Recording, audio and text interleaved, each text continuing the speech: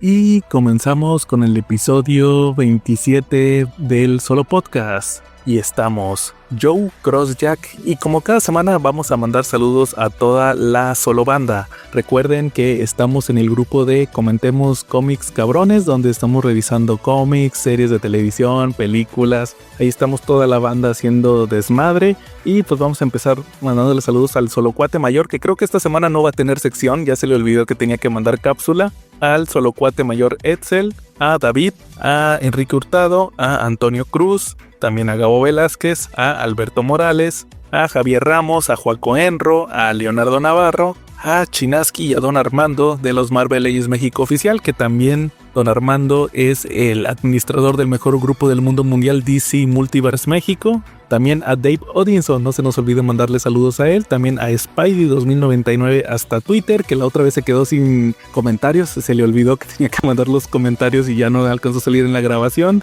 Y también a Edgar Vázquez, que ya por fin revivió. Ahí nos pidió saludos hasta Texcoco. Y de igual manera al traidor mayor Jafet, saludos a él también. Y pues vamos a empezar también, antes de que se me olvide, con recordarles que pues este podcast lo pueden escuchar en YouTube, tanto en video con imágenes, así como en solo audio con una imagen fija.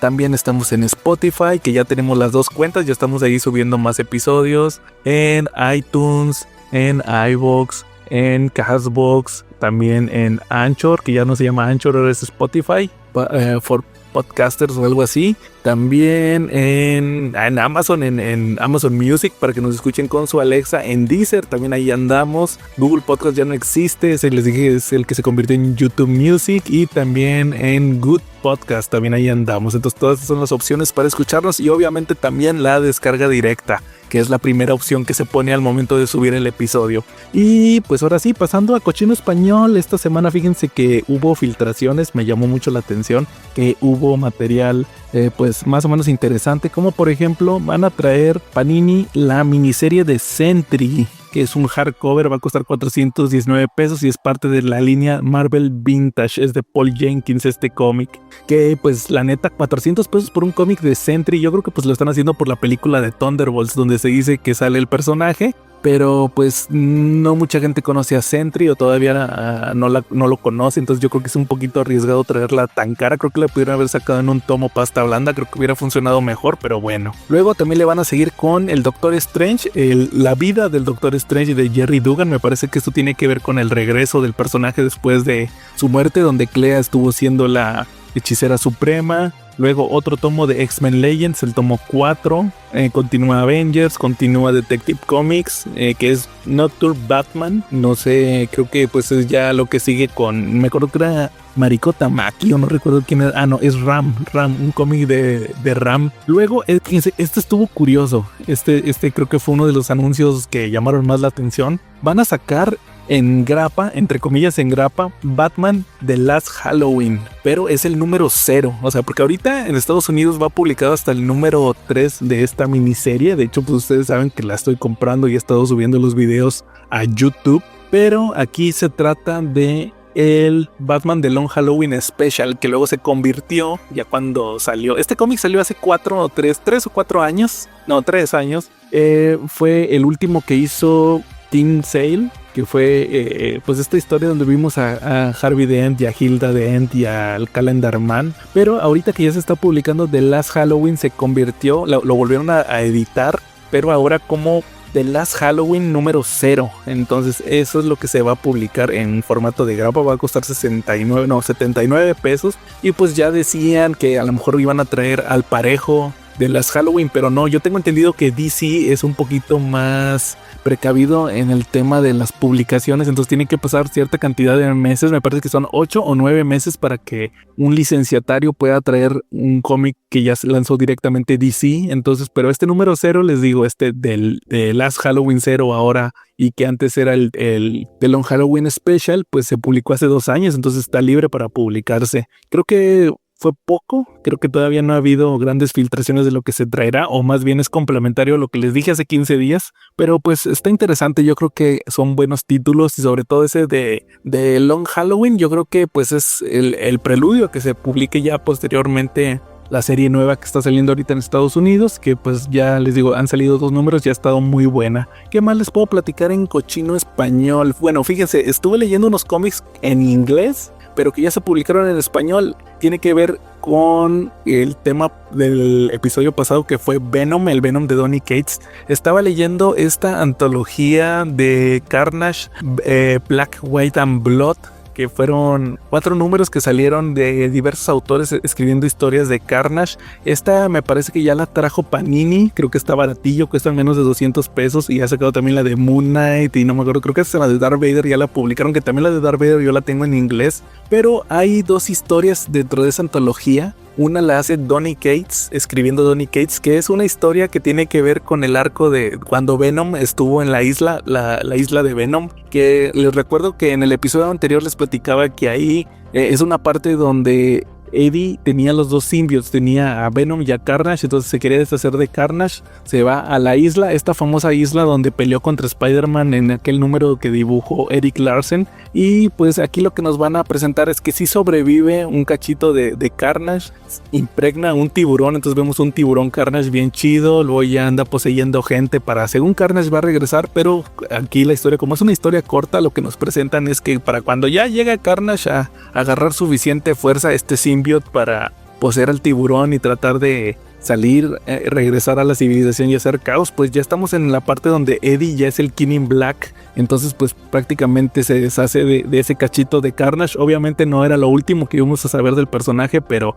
también fue como una especie de preludio a lo que vendría después ya con Carnage tratando de ser el King in Black. Eso se me hizo muy chido. Esta historia corta de Donny Cates, darle este cierre también a Carnage en su etapa. Y por otro lado hay otra historia que también escribe, pero aquí es Ryan Stegman el dibujante, pero escribiéndola la dibuja otro fulano, que también va a ser una especie de epílogo, pero para lo que vimos ya en el penúltimo arco de este run, que fue la parte donde Eddie y Dylan se van a otra dimensión. Aquí lo que vemos es que está Dylan dormido y llega su mamá Annie, la ex esposa de Eddie, que estaba muerta en este universo, pero que en el paralelo ella era Venom. Entonces llega con su traje, que les decía que traía el traje del Venom de Flash Thompson, y de hecho hasta el Dylan dice: tú no eres mi mamá, tú eres la mamá de Codex, que era el Dylan alternativo. Y pues ella le platica que ya lo pudo revivir porque se quedaba en coma esta versión alternativa de Dylan. Lo revivió con Carnage y ahora sí ya, de hecho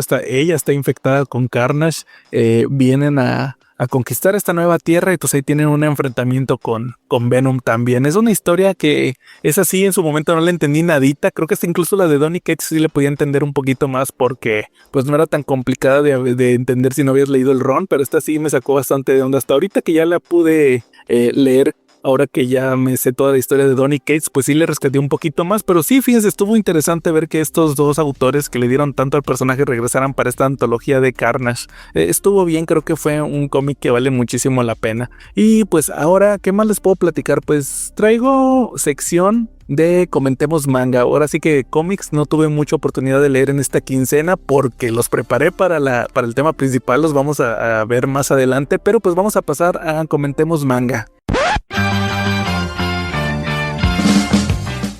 Y aquí lo que les voy a platicar es que fíjense que esta semana que estoy grabando se cumplió el 40 aniversario de Dragon Ball. Está chistoso esto porque pues... bueno, ni tan chistoso, pero pues falleció lamentablemente Akira Toriyama, ya no alcanzó a llegar al 40 aniversario. Ahorita se está emitiendo este anime de Dragon Ball Daima, que sinceramente no lo he visto, no me llama para nada la atención, pero sí he estado viendo episodios así random, luego de repente los ponen en la tele del Dragon Ball clásico, también ahí están pasando capítulos de Dragon Ball Z, entonces son series con las que uno ha crecido durante tanto tiempo y que hayan pasado 40 años desde su primera aparición en la Weekly Shonen Jump. Yo me acuerdo haber visto Dragon Ball desde que estaba chavillo, desde el Dragon Ball original, todo este tema de pues el origen, luego los primeros torneos de las artes marciales, igual lo de la Patrulla Roja, que nunca fue mi favorito. De hecho creo que la parte que menos me gusta del Dragon Ball clásico fue todo ese relleno que ocurre cuando después del tema de Uranai Baba, cuando Goku tiene que entrenar para su segundo torneo de las artes marciales, aquel donde aparece Ten Shin Han, todo ese relleno, porque fueron capítulos y capítulos de Goku dándole la vuelta al mundo. De hecho, no podía usar la nube voladora. Yo me acuerdo que sí me llegó a fastidiar. Luego pasa la parte de Ten Shin Han. Luego inmediatamente se regresan a lo de Piccolo Daimaku, que también fue una parte muy importante. Pero a mí, no recuerdo si lo dije en aquel episodio que grabamos del Dragon Ball original. Para mí, la parte que más me gusta de la versión clásica es el tercer torneo de artes marciales, cuando Goku ya crece y tiene que pelear contra Piccolo en la final. ¿Por qué? Porque ya después de haber leído el manga, sí siento como todos los caminos llevaban a esa conclusión épica. Todos los arcos se juntan, van a esa batalla y vemos cómo pues todo lo que había logrado Goku durante esos 16 tomos de manga y aparte pues el hecho de haber salvado a la tierra de Piccolo, la venganza de Piccolo Jr., todo eso cae en este torneo y realmente fue una parte que me gustó mucho como una conclusión. Yo creo que si ahí hubiera terminado Dragon Ball hubiera estado bien, pero luego también tuvimos el Dragon Ball Z, que también lo mencioné en el episodio, que no es un manga aparte, sigue Dragon Ball, y también ya con el paso de los años me di cuenta que fue una decisión muy inteligente de Akira Toriyama el haber presentado después pues todo ese tema de la raza Saiyajin, también lo de Freezer, que fue insufrible sí para nosotros que lo vimos en televisión. Por ahí están los memes de cuando Goku se iba a transformar en Super Saiyajin y lo regresaban al primer capítulo donde salía Gohan. Pero luego también el hecho de todo ese relleno para llegar a Namekusein, no, para mí también de por sí para mí fue insufrible de niño. Ese relleno de Goku dándole la vuelta al mundo para el segundo torneo fue más insufrible. Todo ese relleno de Gohan con el señor Robot y queriendo regresar a su casa con su mamá, todo ese entrenamiento para la saga de los Saiyajin y luego todavía más el relleno que tuvo para llegar a Namekusein. Entonces pues sí, son cosas que tuvimos que sufrir, que ahorita ya las nuevas generaciones no lo hacen porque o se brincan los capítulos o pues ya los mangas ya no los adaptan en series largas. Son raros los animes que son así. Creo que solamente One Piece es el que permanece así. Todos los demás mangas adaptados a anime los hacen por temporadas para solamente adaptar los arcos oficiales del manga o de plano cortar todo eso. Pero sí, pues así está la cosa con este tema de Dragon Ball. Este tema de Dragon Ball lo quisiera ligar mucho con otro tema que traigo, porque también aquí sí tuve oportunidad de leer los primeros 2 tomos de Ranma y medio. Ya ven que también teníamos el tema de la serie de Netflix, que el doblaje, que si no estaban las voces originales, todo eso. Y yo no había comentado nada del manga porque la idea es empezar a reseñar los tomos de Ranma y medio en el canal de YouTube, porque no encontraba los primeros tomos. Yo tengo el manga completo, no había encontrado los primeros tomos, ya los encontré, ya los empecé a releer y tuve oportunidad de releer los primeros 2, que son los que nos presentan la historia, pues cuando Ranma llega a la casa de Akane, que le explican que pues que con el agua se convierte en mujer y su papá se convierte en el panda. Vemos como estos primeros choques que tiene con Akane, luego cuando van a la escuela y que Akane, pues a pesar de que es una chica muy ruda, tiene muchísimos pretendientes, incluyendo a Kuno, que fue uno de mis personajes favoritos de los 90s en el anime, Kuno Tateiwanki. Y vemos cómo pues tiene que lidiar Akane con todo esto, con la llegada de Ranma, que Ranma pues es experto en artes marciales, derrota a Kuno en una batalla muy muy chistosa. Y esto hace que todos los personajes ya no quieran tener nada que ver con Akane. A pesar de esto se siguen llevando mal. Luego ya en el tomo 2 vemos cuando llega Ryoga,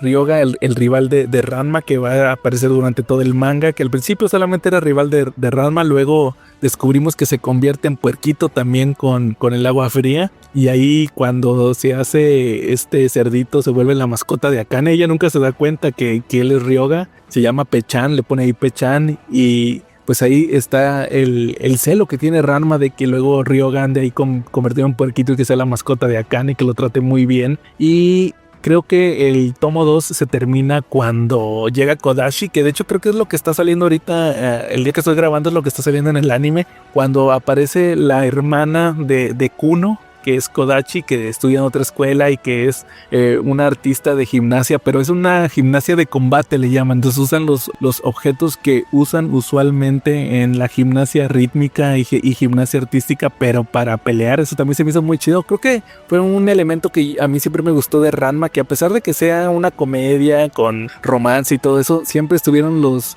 elementos de las artes marciales. Y pues ahí justamente se termina este tomo 2, que es en lo que les digo, ahorita creo que es lo que está saliendo en el anime. Pero sí les quería platicar mi experiencia personal tanto con Dragon Ball como con Ranma, porque yo creo que el primer manga, así tal cual manga que yo leí, no sé si ya lo había platicado aquí en el podcast, fue uno de Ranma y medio. Me acuerdo que era cuando salían estos mangas se llamaba Editorial Tucán Manga, que los sacaban en formato de revista. Me acuerdo que por mi casa se ponía un mercado donde vendían, pues, obviamente todo lo que venden en los mercados de pulgas y todo eso. Y me acuerdo que había un señor que vendía revistas. Entonces un día me tocó ver uno de Ranma, yo lo compré, yo veía la serie y sí me sorprendió mucho porque era, en esta revista estaban en formato cómico, o sea, se leía de izquierda a derecha, no como los mangas y tamaño grande. Estaba espejeado y me acuerdo que era este capítulo de la pelea con Ryoga cuando le corta el cabello a Kane. Yo creo que todo el mundo debe de acordarse de esa secuencia que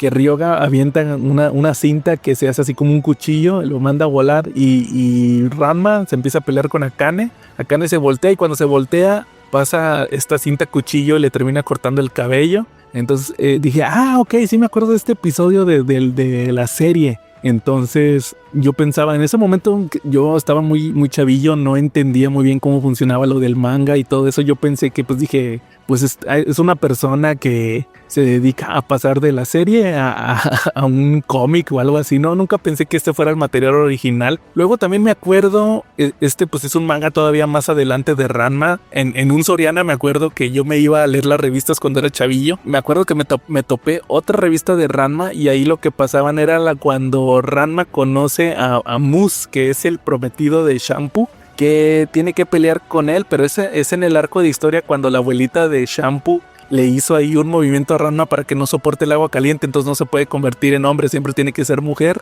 Y cuando reta a Mus, se había podido convertir en hombre por una sola vez, y luego ya cuando lo tiene que combatir tal cual, pues ya otra vez era mujer. Entonces sí me acuerdo también de ese capítulo del anime, y también ahí me tocó verlo en manga. Y de Dragon Ball sí me acuerdo haberme topado también de los que publicaba Beat. Me tocó ver uno de Dragon Ball, pero ya era bien adelantado. Era de cuando cuando Gohan y Goten tienen que entrenar para el torneo de las artes marciales donde va a regresar Goku del otro mundo, que es cuando se les atraviesa esta Videl, que según ellos van a entrenar, pero luego llega Videl para que que Gohan le enseñe a ella a volar. Entonces sí me acuerdo mucho de haber visto ese manga y ese sí se leía de izquierda a derecha. De hecho hasta se me hizo bien chistoso porque les digo, yo era un niño que lo estaba hojeando y dije, qué raro, aquí está el final, pero luego al final del tomo está el principio. Entonces no entendía yo mucho cómo funcionaba de que se leía de atrás para adelante, de derecha a izquierda. Y yo creo que esas fueron las experiencias que tuve con los mangas de Dragon Ball y de Ranma. Obviamente ya cuando los empezó a publicar Panini, que fue por ahí del 2014, me parece que publicó Dragon Ball. Sí me acuerdo que pues en aquel entonces ya estaba grande, ya estaba cambiando de trabajo, pues fue hace 10 años, entonces ya pude empezar a comprar Dragon Ball, de hecho lo tengo completo por Panini. Y también Ranma, me acuerdo también cuando lo anunciaron que fue en una mole, en una de estas convenciones. Y sí me acuerdo haber visto el video de cuando salió el anuncio, todo el mundo se sorprendió de, no manches, Ranma. Y también lo tengo completo. Recuerdo mucho que batallé para conseguir el último tomo, el que tiene a Ranma y a Akane casándose. Se agotó inmediatamente, entonces tuvieron que pasar unos meses para que yo pudiera conseguirlo ya completo. Y ese sí me acuerdo, Ranma lo junté poquito a poquito. Y me acuerdo que creo que lo terminé en una de estos descuentos que luego hace Panini, como el que acaba de pasar del Buen Fin, donde ponen todo bien barato. Ahí fue donde ya terminé de juntar la historia. Igual también me acuerdo que Doctor Slump de Akira Toriyama, ahí lo tengo, no lo he terminado de leer, ese sí también le traigo muchas ganas. Entonces está curioso de que ahorita, creo que también es algo que no les había mencionado, ahorita no estoy leyendo ningún manga. Bueno, sí, el de los 4 caballeros del apocalipsis, que es la secuela de Los 7 Pecados Capitales. Creo que es el único que estoy leyendo. Y también One Punch Man, pero sale así ya muy, pues como cada 6 meses creo que sale un tomo. Son los únicos 2 mangas que estoy leyendo actualmente, después de que Panini publicara todos estos como Jujutsu Kaisen, también de Tokyo Revengers. No he terminado de leerlo, ya terminó, fíjense, tengo creo pendiente los últimos 2 tomos, nada más que no los encontré en línea. O sea, para comprarse en línea en Amazon creo que ya se agotaron, hay que buscarle. Y también, ¿cuál otro? Pues Caballeros del Zodiaco ya no están publicando la Final Edition, creo que ya le pausaron tantito. ¿Cuál otro tengo completo? Los 7 Pecados Capitales no lo he terminado de juntar.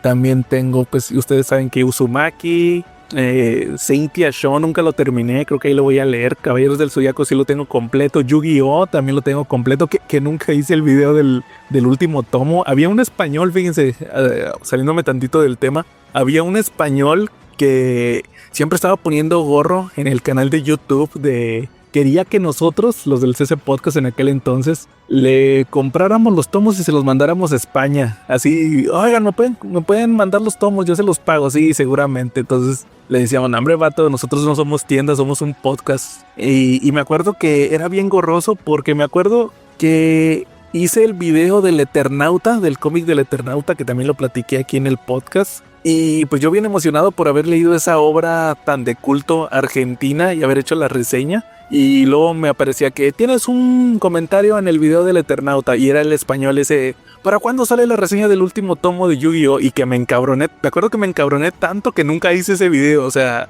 ustedes pueden encontrar las reseñas de todos los tomos donde platico el manga de Yu-Gi-Oh, el Yu-Gi-Oh original, y nunca hice el del último tomo, nomás para que se le quitara ese español. Pero bueno, es más o menos lo que me ha tocado vivir con estos mangas. Y pues yo creo que ya con eso concluimos esta parte de Comentemos Manga y vamos a pasar a la nueva sección, la que les gusta también a los podcasts cochinos de películas de terror que nos critican. Estoy hablando de Comentemos Terror Cabrones Forever.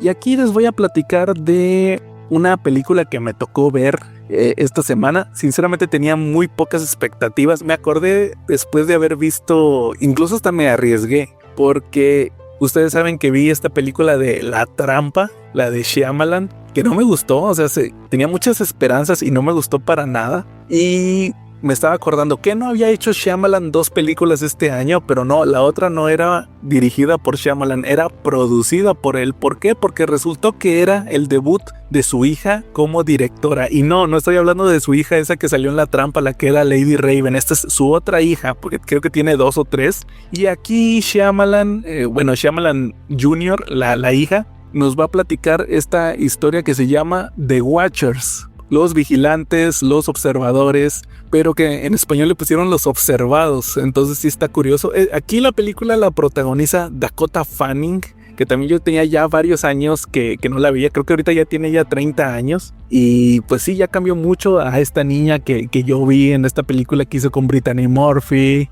que nunca vi en La Guerra de los Mundos porque nunca la he visto completa. Ahí les confieso que nunca vi esa película de Steven Spielberg. También la vi en cuál otra, en la de esta que hizo con Sean Penn, la de el vato que tiene pues retraso mental, que tanto le criticaron a Sean Penn, y en muchas otras películas que salió esta Dakota Fanning. Entonces aquí lo que nos van a presentar es que es una chica que es estadounidense pero vive en Irlanda, me parece que es Irlanda o Escocia, uno de esos 2 países, y pues trabaja en una tienda de mascotas. Se llama Mina, esta chica.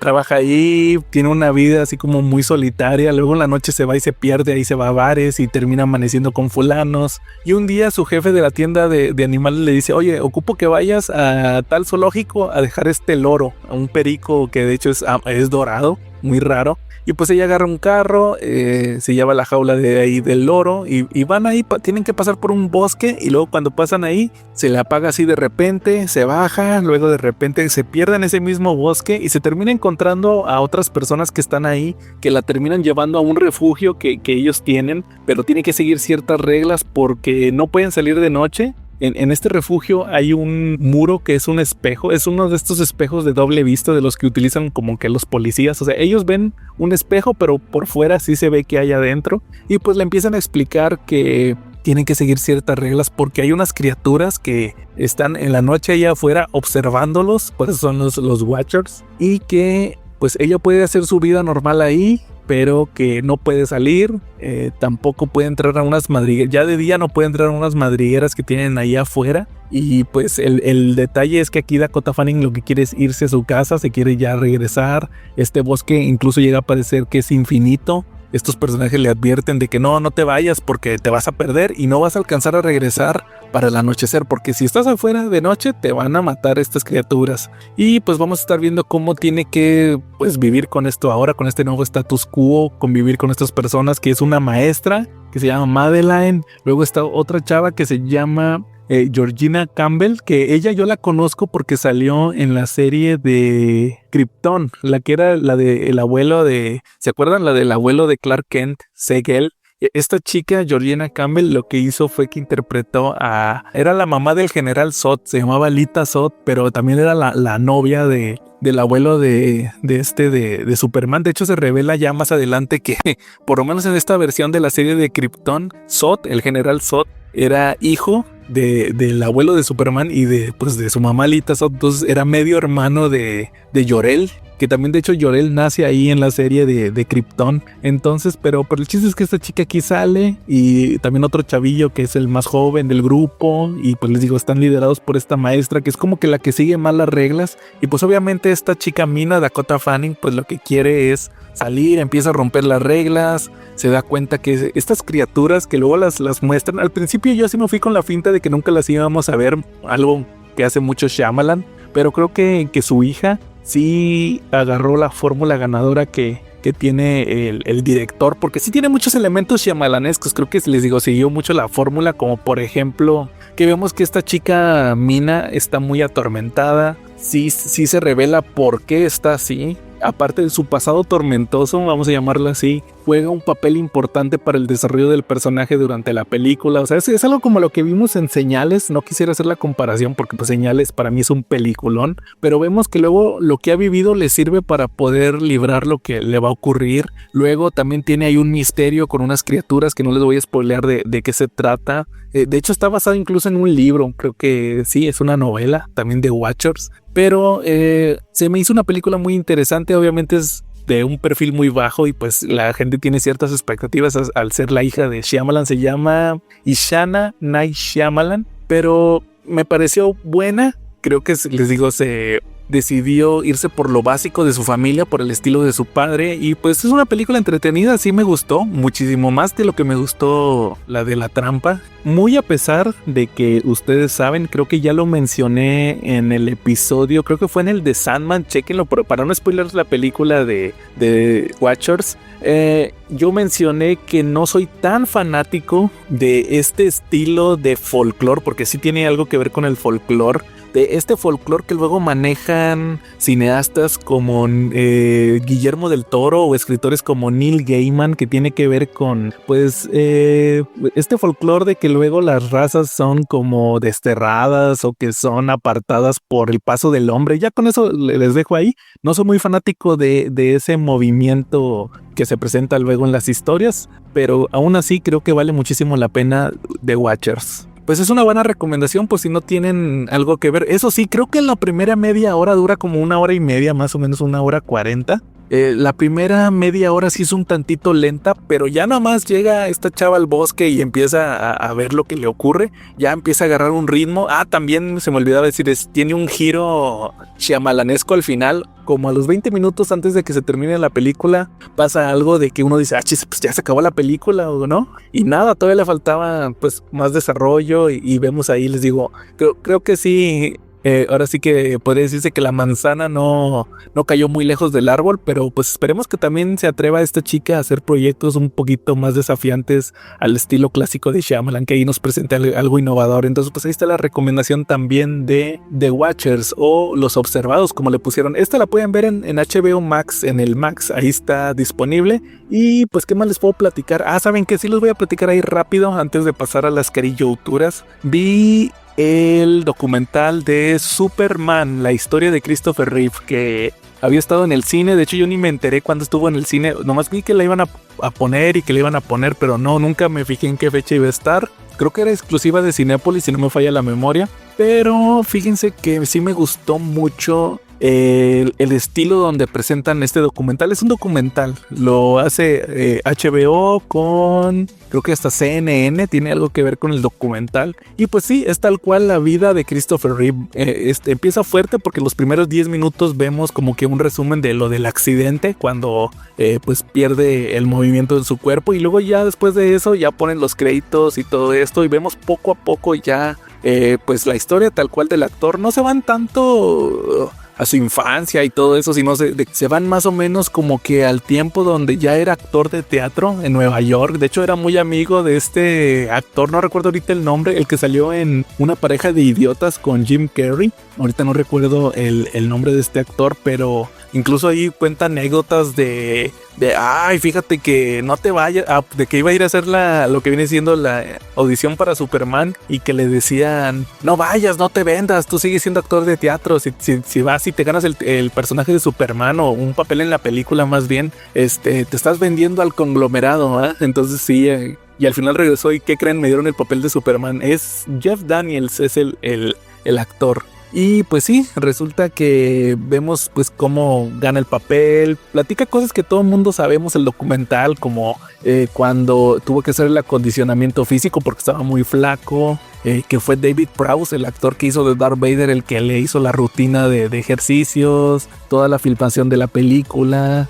Pues las dudas que tenían porque era un actor desconocido, y aparte ahí estaban Gene Hackman y Marlon Brando, cómo le afectó al convertirse en Superman. Luego vemos ahí cómo conoce a su primera esposa, que es la madre de sus hijos mayores. Luego cómo tiene una relación de cierta manera tormentosa con ella, porque de hecho ahí lo justifican porque hasta te dicen que Christopher Reeve, su padre, tuvo varias esposas. Entonces como que él nunca tuvo una estabilidad, él nunca tuvo un modelo de estabilidad en relaciones en su vida. Entonces pues podría decirse que siguió el mismo camino que su padre. Luego también ahí muestran, pues luego ya cuando conoce a su segunda esposa, cómo vive después de todo el éxito que tuvo con Superman. Luego ya como que empiezan a caerle unos papeles un poquito pues más discretos. Luego también está curioso, y hasta de cierta manera irónico, que resulta que Christopher Reeve es alérgico a los caballos, ahí lo dicen. Resulta que grabó una película donde tenía que a fuerza cabalgar, y se ponía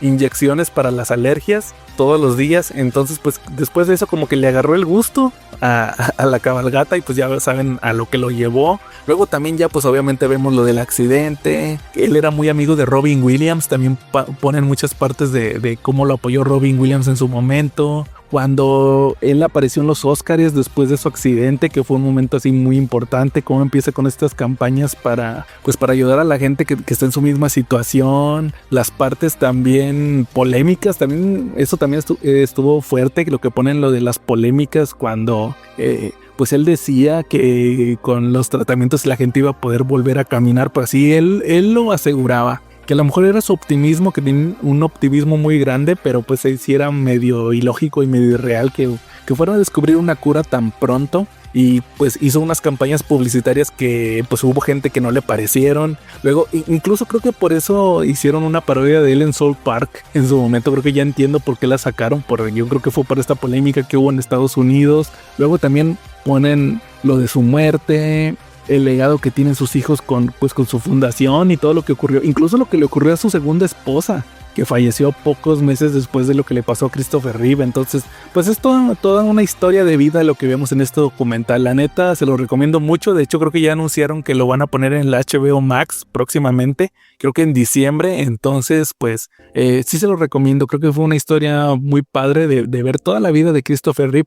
Creo que lo único que no me gustó, y ya de manera muy personal, es que luego como que las transiciones entre escenas las ponen como en una especie de hombre, así que estamos viendo como un hombre, y vemos que se está consumiendo como en kriptonita. O sea que por ejemplo que ponen que las lesiones de Christopher Reeve, y ponen a este mono generado en 3D, que luego se empieza así como cuando a Superman le ponen la kriptonita, que le empiezan a verse las venitas verdes y todo eso. Entonces como que se fueron muy muy por eso de como hacerlo muy gráfico, como que lo que derrotó a este superhombre fue la kriptonita. Entonces como que creo que eso estaba de más. Sí fue pues una ayuda gráfica, pero sí creo que no estuvo tan chido. Pero fuera de eso se me hace un excelente documental. Entonces ahí está la recomendación también de Superman, la historia de Christopher Reeve. Y ahora sí, pues vámonos a las carillauturas, que de hecho vamos a platicar nuevamente de Superman con la película de El Reino de los Supermanes. Así que pues escúchenlo y luego ya regresamos para el tema principal. ¿Qué crees que estás haciendo? En este momento, respondo a una pregunta formulada por Lex Luthor. De acuerdo. Bueno, aquí va otra. ¿Por qué rayos estás aquí? Lex Luthor es un conocido criminal, y estos deben ser erradicados. Ríndete ante Superman, Luthor, y esto terminará. Es suficiente. Quizás no estemos de acuerdo, pero ante la ley, Lex Luthor no es un criminal. El Estado de Derecho es algo que no debes romper. Y para la justicia eso es un derecho, incluso para el peor de todos. ¿Y quién rayos eres tú? Soy Superman. Solo hay un Superman. Hola amigos, sean bienvenidos nuevamente a las carillauturas, la sección del Solo Podcast donde hablamos de animación, y como se les había prometido en nuestro último episodio, toca revisar una de las películas que a mi parecer es de las que salvan esta versión del universo animado de DC Comics basada en Nuevos 52. Estoy hablando de la película Reign of Superman o El Reino de los Supermanes, una película que por el nombre pueden darse cuenta que adapta esta historia noventera que siguió el arco de la muerte de Superman, donde se nos presentaba a 4 nuevos personajes que se hacían llamar Superman, que ellos eran el verdadero Superman que regresaba de la muerte después de el combate que tuvo el Hombre de Acero contra Doomsday. Aquí esta película fue dirigida por Sam Liu y escrita por Tim Sheridan y por James Craig, dos escritores que se nota que aquí ya en este año 2019, donde se lanzó la película, ya estamos cada vez más cerca del final de esta etapa que les mencionaba basada en historias de Nuevos 52, y poco a poco empiezan a tomar el control estos autores de las películas que van a ser las películas que estén basadas en el Tomorrowverse, el siguiente universo de películas. En el caso de lo que viene siendo los actores de voz, vamos a tener el regreso de el cast que vimos en la película anterior, la de la muerte de Superman. Regresa Jerry O'Connell como Clark Kent, Superman. Rebecca Romijn, su esposa, regresa como Lois Lane, que aquí ya tiene un papel un poco más activo. De hecho, me gusta mucho esta versión de Lois Lane que vemos en esta película.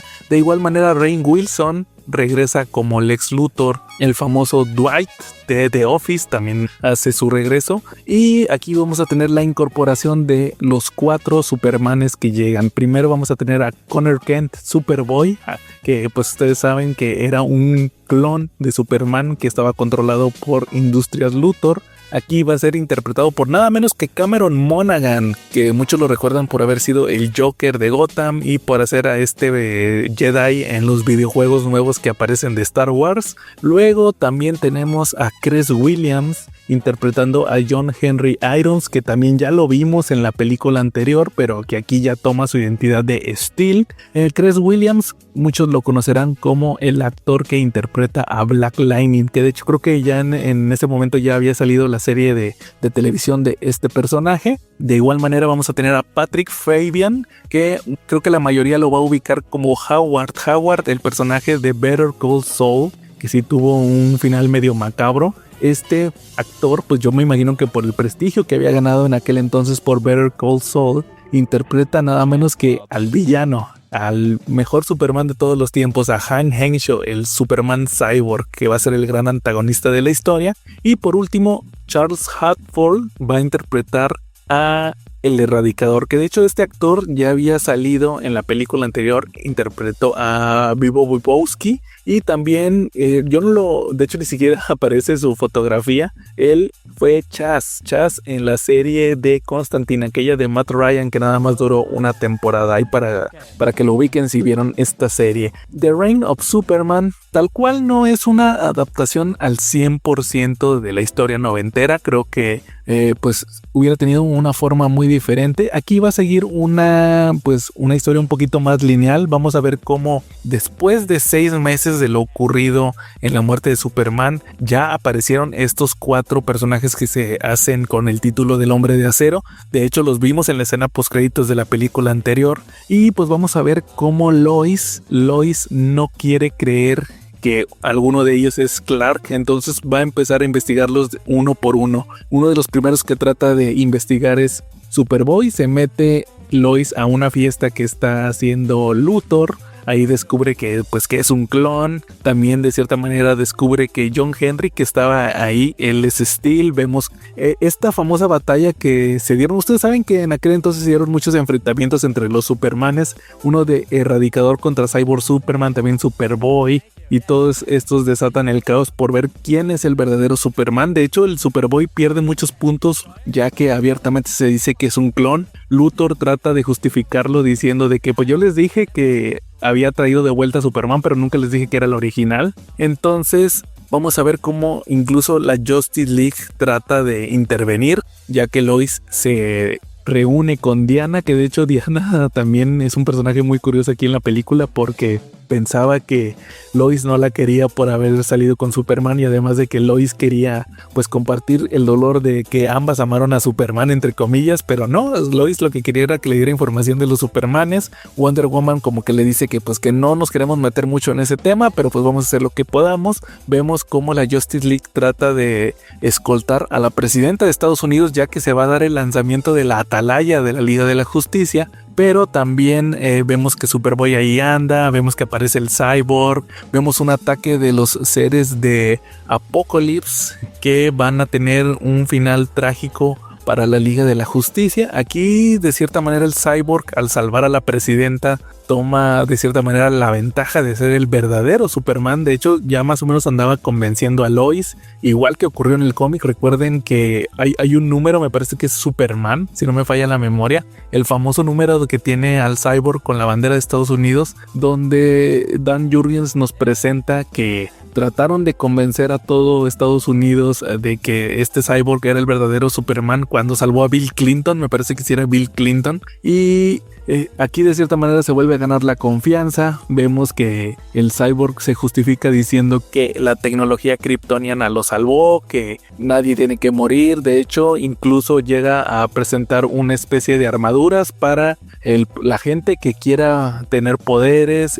Crea ahí un ejército, empiezan a proteger a los inocentes entre comillas, pero en realidad lo que está haciendo es que está tomando el control, ya que se revela que en realidad, pues lo que todos sabemos, que en realidad el Cyborg Superman es Han Henshaw, el astronauta que vimos morir en la película anterior, y aquí en esta versión está trabajando para Darkseid. Darkseid, que no lo habíamos visto desde la primera película, la de Justice League War, quiere vengarse de la Liga de la Justicia por lo que hizo, y utilizando a este personaje va a cobrar su venganza haciéndose pasar por Superman, preparando todo para una invasión. Pero pues con lo que no cuentan es que pues vamos a tener también el regreso de Kal-El, que se encontraba en su cohete en la Fortaleza de la Soledad. Me refiero al cohete que utilizó para llegar a la Tierra. Le restauran su vida. De hecho, igual que en los cómics, el Erradicador lo estaba utilizando como catalizador para poder tener poderes. Y también de igual manera pues vemos que este Superman no regresa al 100%, trae su famoso traje negro con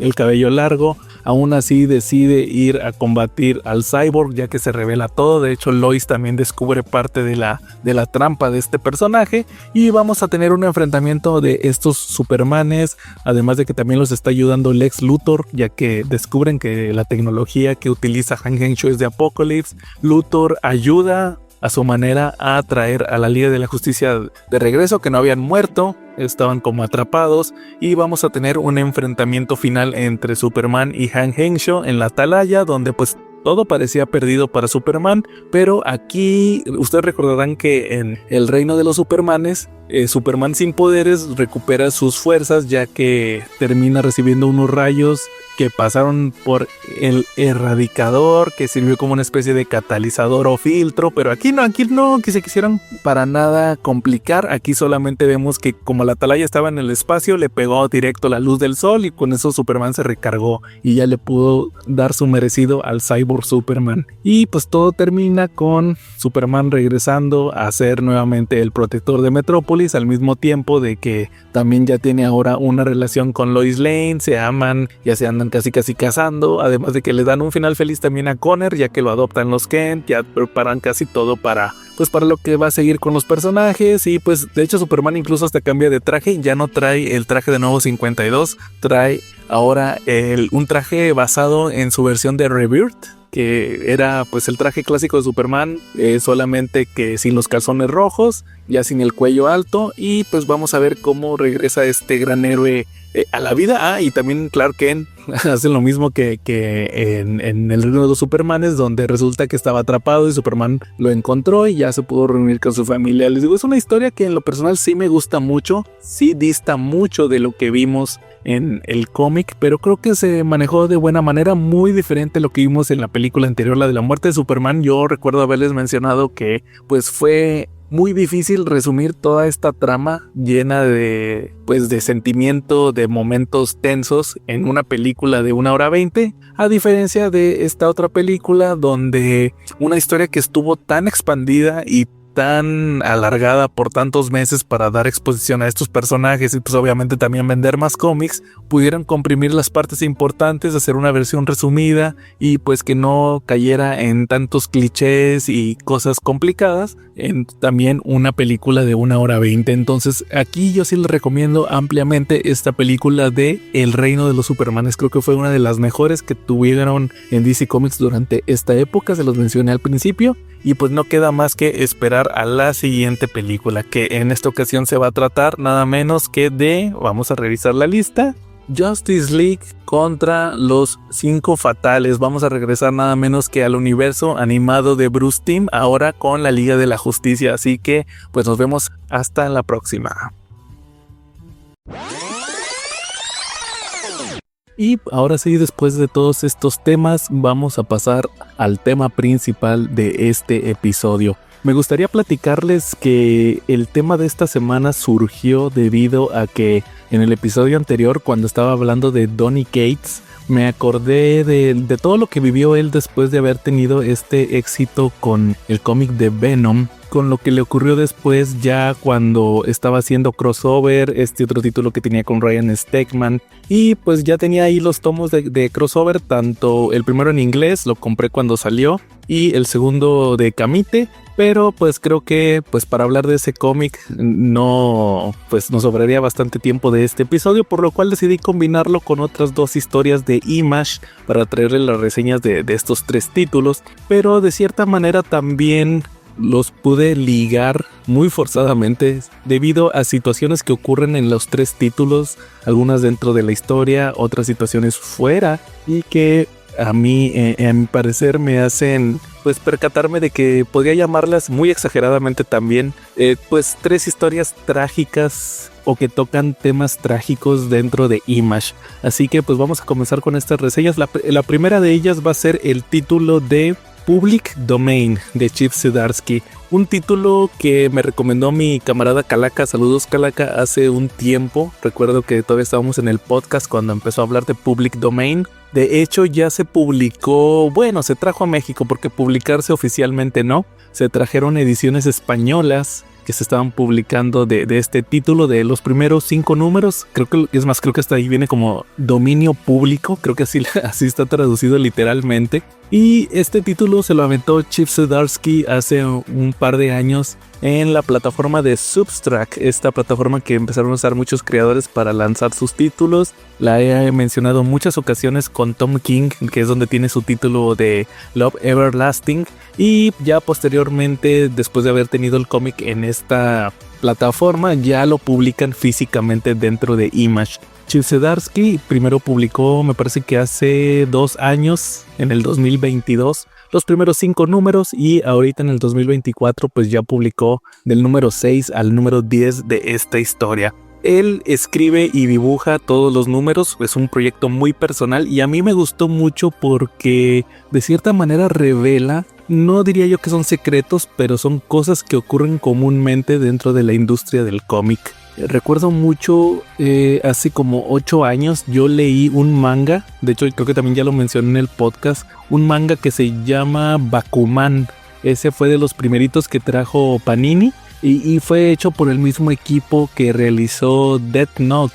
Entonces son los mismos creadores. De hecho creo que fue el título que sacaron después de Death Note, que de por sí es medio curioso que el equipo de, les digo, estos 2 mangakas sea un escritor y un dibujante, como que allá no es tan común. Y les he platicado que en este manga, que de hecho lo publicó la Shonen Jump, la revista más conocida de manga para chavos, donde se publicó Caballeros del Zodiaco, Dragon Ball, etc. Lo publicaron ahí dentro del mismo y platicaba justamente las aventuras de un chavo, y bueno, pues eran 2 chavos, un chavo que era escritor y un chavo que era dibujante, que se unían para hacer un manga. Entonces de cierta manera ahí los creadores pues mostraban sus vivencias como una especie de fantasía biográfica, donde mostraban pues lo que se sufre, ¿verdad? Lo que se sufre para poder publicar un manga, y más que estos personajes eran unos chavitos que andaban en la escuela y luego se tenían que salir de la escuela, o si querían estudiar, o las desveladas, las jornadas de trabajo para poder sacar el manga a tiempo, aparte de estar compitiendo para que los publiquen y luego para que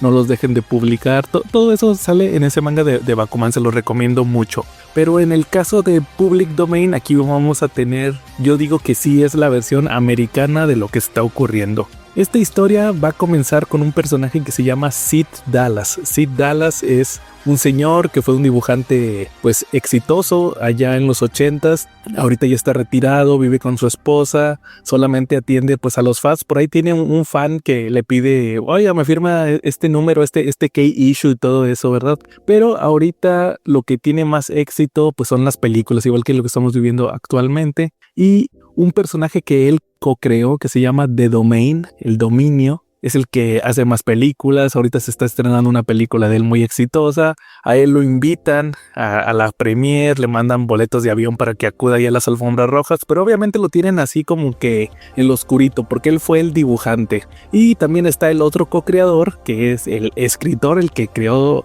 los guiones de esta historia, que pues es el clásico personaje que hemos visto muchas veces, el típico viejito ratero, vividor, mal pensado, grosero, que ahí acosa a las enfermeras. Ya sabrán de quién hablo, la versión de esta historia de cierto editor en jefe y escritor de Marvel durante muchos años. Y pues resulta que, por ejemplo, él se lleva todo el crédito, yo soy el creador de los personajes, y a este cuate Sid Dallas pues lo tienen ahí en la sombra. Pero a pesar de eso, él podría decirse que es feliz porque él ama hacer cómics, o sea, es un amor sincero por la industria, por lo que le dio. Sí tiene ciertos detalles, lo vamos a ver más adelante con la familia, como por ejemplo con su esposa, de que dice, oye, pues deberían darte regalías porque todas tus creaciones están en las películas. Y él dice, no, porque a mí me pagaron en su momento, pero pues sí, tienes razón, pero pues yo ya desquité mi trabajo, ya que mi creación está en la pantalla, pues es lo que, pues el gozo que yo tengo, ¿verdad?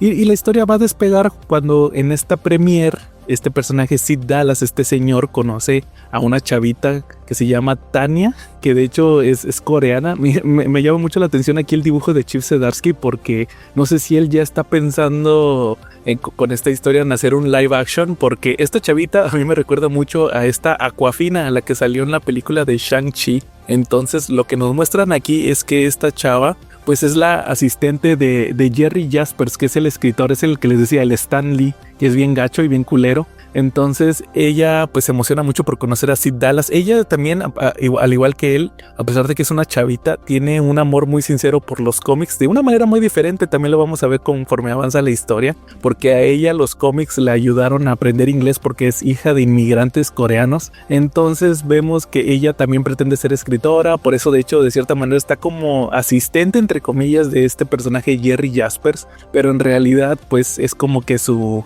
sirvienta, su esclava, porque este güey es bien culero y aparte luego le dice, oiga señor Jaspers, ¿cuándo va a poder checar mi guión para que me dé algún consejo? Y él le dice, no, yo estoy ocupado, después, espérate, si quieres espérate. Entonces un día este personaje Jerry Jaspers manda a esta chavita Tania a que revise algo en el sótano, la mandó a que buscara unos guiones ahí para una especie de exhibición donde iban a mostrar pues sketches y guiones hechos por él y todo eso, y ella termina encontrando un documento donde dice que Sid Dallas es el propietario de este personaje de Domain, a pesar de que existe una compañía que surgió a partir de la editorial de cómics. La editorial donde se publicaba este personaje de Domain se llamaba Singular Comics, pero en la actualidad es Singular Entertainment, o sea, ya se está moviendo más a, pues igual que en la actualidad, a películas, series, cosas multimedia. Y pues la trama, les digo, después de esta revelación en el número 1 vamos a estar viendo pues cómo se empiezan a mover los personajes, principalmente los dos hijos de Sid Dallas. El principal, que podría decirse que yo creo que este es el protagonista de la historia, se llama Miles Dallas. Es el hijo de Sid, y pues nos muestran que él pues está trabajando en un periódico como columnista, reportero. No le gusta que lo relacionen con su papá. De hecho lo mandan a entrevistar al actor que hace de Domain y se termina agarrando a golpes con él, lo corren del trabajo. Él es el primero que se entera junto con su papá de este tema de que él es el dueño de The Domain, y obviamente lo primero que él piensa es el dinero. ¿Sabes qué? Vamos a nosotros rápido con Singular Entertainment y vamos a decirle que somos los dueños, que nos tienen que pagar regalías y todo esto. ¿Por qué? Porque mientras va avanzando la historia nos van a revelar que este personaje Miles en realidad tiene un problema de ludopatía, está bien endeudado. Es un problema que ha tenido desde chavo y que pues se ha ganado literalmente que le den golpizas, que vayan los cobradores a madrearlo para cobrarle. De hecho el papá lo salvó ya una vez de una deuda que tuvo, pero ahorita ya tiene una deuda más grande, creo que son como $60,000, y pues sí está en aprietos. La novia lo dejó porque también sabe que es ludópata, y pues cuando se entera de esto lo primero que hace es aventarse a pedirle regalías. Lo batean y pues ahí va a intervenir también su otro hermano, que es David, que es el otro hijo de Sid, que aquí este chavo es un hippie. Es ahí vegano, pacifista, a pesar de que es enorme, es así una mole, pacifista, tatuador, de hecho es muy bueno para los tatuajes. Y pues entre los dos van a estar ayudando a su padre con el tema de pues tratar de obtener algo. Al final ellos se animan, la familia Dallas, a pelearle a esta empresa, y pues terminan llegando a un acuerdo, que es un acuerdo que decepciona mucho a Miles, porque pues les digo, él estaba pensando en el dinero. Yo quiero dinero porque necesito pagar mis deudas, pero pues en realidad al final nos dan una lección a todos, porque Sid termina recuperando los cómics. Él a lo que le interesaban eran los cómics. Y pues Sid, bien emocionado, les dice a sus hijos, a mí no me interesa nada de dinero, voy a publicar nuevamente The Domain. Entonces vemos cómo pues ahora se forma una editorial nueva, Dallas Comics, la cual está integrada por Sid, por Miles, por David, que está como de cierta manera como consejero. Luego llega esta chavita Tania, porque obviamente este personaje Jerry Jaspers, al enterarse de todo lo que ocurrió, pues termina despidiéndola. Y pues llega bien enojada pensando que Sid había conseguido una suma millonaria. Le dice, ¿sabes qué? Pues de perdido dame algo por el tema de lo que... pues lo perdí mi trabajo por tu culpa, ¿verdad? A lo que Sid termina contratando a Tania también para que sea escritora en la nueva editorial. Más o menos así termina el primer arco de historia de Public Domain. Se me olvidaba algo muy importante, pues ahí conforman supuestamente la editorial, luego empiezan a buscar un lugar donde van a poner su estudio, porque la idea es que siempre estén juntos como una familia, entre comillas. Y aquí otra de las revelaciones es que pues terminan encontrando un edificio que de hecho ya está adecuado, ya tiene todo el material listo. ¿Por qué? Porque resulta que ese edificio pertenece a este fanático que les había mencionado al principio, que le pedía a Sid que le firmara sus key issues, que resulta que es un cuate que se llama Mohamed, que también aquí, así como Tania es igualita a Aquafina, para mí que Chip Zdarsky hizo a este personaje Mohamed igualito al hindú de Eternals, que también salió en la serie de Obi-Wan, a que es comediante. Entonces este personaje Mohamed le dice, ¿sabe qué, señor Dallas? Usted pues nunca me ha cobrado un solo dólar por un autógrafo. Usted siempre dice que pues que lo hace por amor a los cómics, y yo también amo los cómics, entonces le voy a financiar su editorial durante un año. Entonces ya tienen todo listo. Les comentaba, este ya es el final de el primer arco, pero también hay otro detalle antes de terminar, que pues resulta que Sid quiere dibujar de Domain, pero luego empiezan a aterrizarse, como que ahí todos los personajes empiezan a aterrizar. Tanto Tanya como Miles, que supuestamente van a ser los escritores, sí tienen sus dudas. Tanya empieza con la actitud normal de la gente actual de no, ¿saben qué? Ya no sé ni en qué nos metimos, a mí ya me despidió Jerry, entonces me va a ir muy mal, ya no me van a contratar en ningún lado y esto va a ser un fracaso. Por otro lado, Miles se da cuenta de que, ¿sabes qué? Pues mi papá sí fue el dibujante de Domain, ve por ahí un sketch que hace y dice, pero ya no le sale igual. Y ahí es donde entra David, que les digo que él era un tatuador y pues termina dibujando sobre el sketch que había hecho.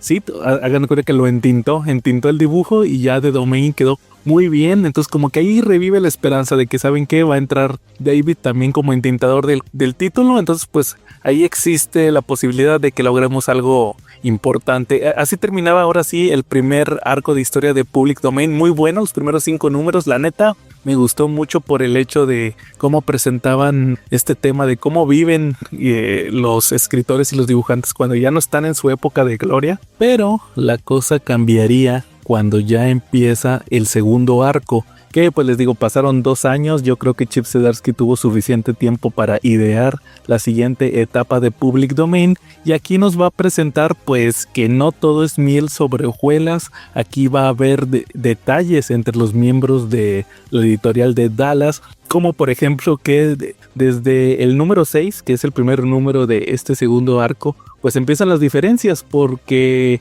las ideas que traía el padre de familia Sid como el cabecilla, como el creador de Domain, pues se están chocando mucho con las nuevas generaciones, con sus hijos y con Tanya, que es la nueva escritora. De hecho, ellos le plantean que en vez de que sea el personaje clásico, sean ahora 3 personajes diferentes que sean de Domain, que compartan el poder. De hecho, la neta, y se los digo en serio, luego David hace unos diseños y ahora sí, la neta, el cómic que se diseñan estos chavos, la neta sí estaba bien progre. Entonces pues ahí empiezan los choques con Sid. Luego contrata una editora que era su antigua editora, que yo creo que es más o menos como una especie de reflejo de Karen Berger, que tuvo mucho éxito con la línea de Vértigo. Entonces Sid la contrata. Además de que empieza también Jerry Jaspers, el Stan Lee, a tratar de meterles el pie a la editorial Dallas. ¿Por qué? Porque cuando se entera que Domain ahora también es propiedad de Sid, que ambas editoriales, tanto Singular como Dallas, pueden publicarlo, pues él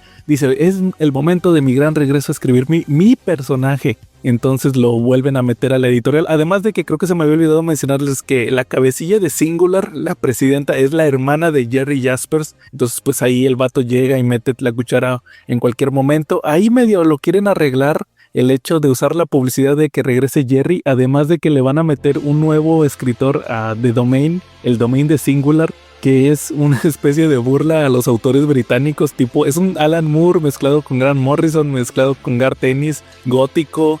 Incluso creo que esto tiene ciertas remembranzas a Donny Cates, o sea, es moderno, pero también es inglés. Entonces el detalle, obviamente Donny Cates no es inglés, pero me refiero a de que es un chavo. Entonces aquí el detalle es que pues el vato tiene sus ideas góticas acá, tipo Alan Moore y de construcción, y este cuate Jerry Jaspers dice, no, yo quiero que mi personaje golpee chicos malos. Entonces pues tienen muchos choques. Dallas contrata a esta editora que se llama Cynthia, y luego pues ella sí les pone un pero de hecho a los viejos, a Dallas, a Sid y también a Mohamed, el inversor, porque él también, como era tan fan de Sid Dallas, dice, no, yo quiero el Domain clásico, y luego ya sí llega a decir, pues yo estoy pagando, entonces yo quiero el personaje que yo quiera. Pero luego ya Cynthia los pone en su lugar, dice que la neta los chavos traen buena onda, o sea, de que pues ellos tienen la razón, además de que le saca, hace el trabajo que tiene que hacer un editor.